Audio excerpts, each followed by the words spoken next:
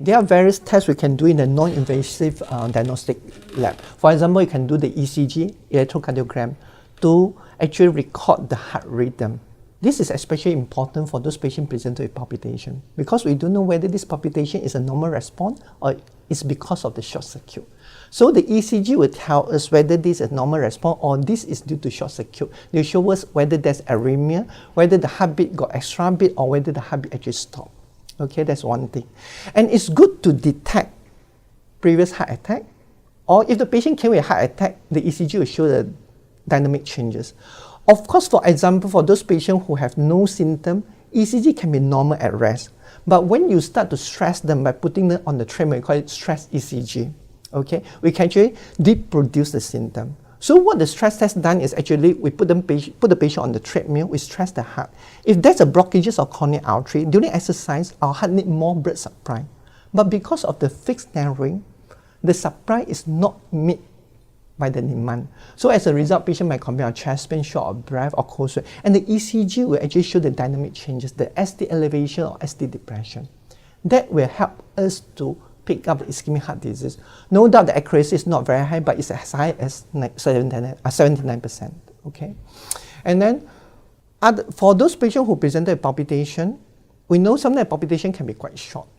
So in order to increase the detection rate, we can do a 24-hour recording. We call it Holter. It's actually 24-hour ambulatory ECG recording, which can actually record your ECG throughout the day, even when you sleep.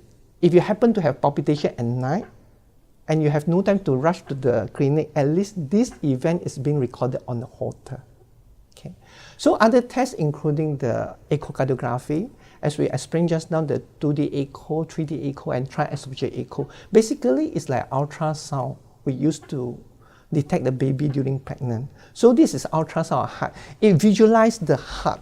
Okay, they visualize the heart muscle, the valve, okay, and the blood vessel. So they can tell us whether the heart chamber is dilated, whether the heart wall is thickened, and whether the valve is narrowed or leaked.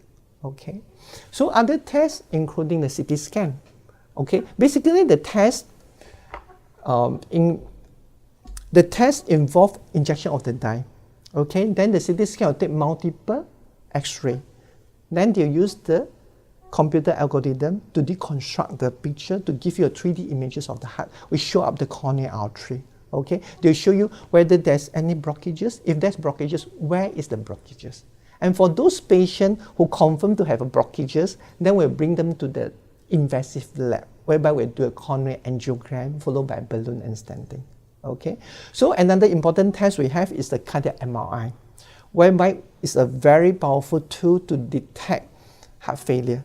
It can actually help us to diagnose the heart failure and to find out what are the potential causes causing heart failure. For example, whether there's an infiltrative disease, okay, whether there's a congenital causing this thickened heart, we call it hypertrophic cardiomyopathy.